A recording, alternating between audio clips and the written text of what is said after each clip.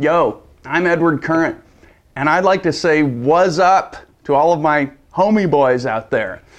You know, as the internet's #1 youth counselor for Christ, I'm here today to talk about a very serious problem that teens deal with all the time, yo. I'm talking about when you're minding your own business, going about your day glorifying God, and suddenly you realize that, well, your Christian soldier is standing at attention. Now, a lot of people think that this is funny and normal and not a big deal, but it isn't normal at all. Don't be confused by those Viagra commercials. You know, God may want that to happen to men who are married so that they can inflict it upon their wives, you know, like the Bible instructs. But for a young unmarried teen, it's just immoral and wrong. Let me tell you what's going on when that nasty thing happens. A muscle tightens down there, see?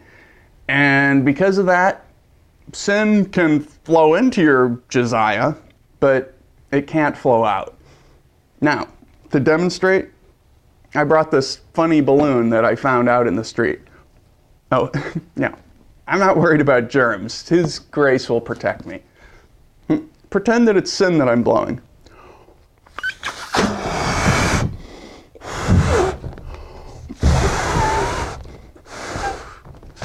See? Now, I realize you probably aren't as endowed by your Creator as this, but the point is, suddenly a part of your body can become this throbbing vessel of pure sin, and you do not want to play around with such a thing.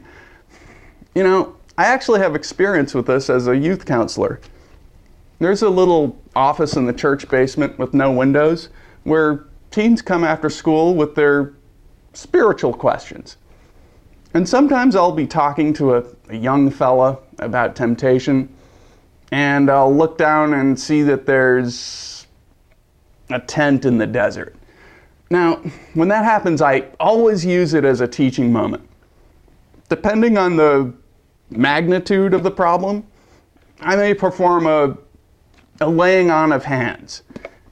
And in extreme cases, the Spirit may inspire me to cast out the demon seed, which is why I keep a handkerchief handy.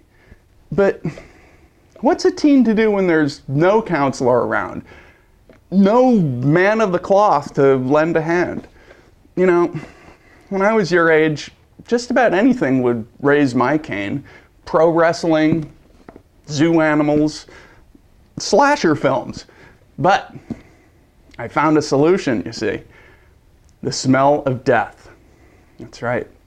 What you do is go find some dead animal that's been on the side of the road for a while.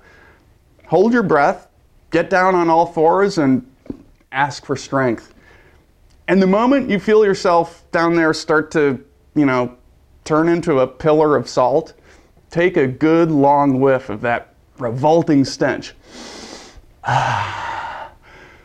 From then on, why, if you so much as think about sinful arousal, I guarantee you will throw up in your mouth. It works. Ask Mrs. Current.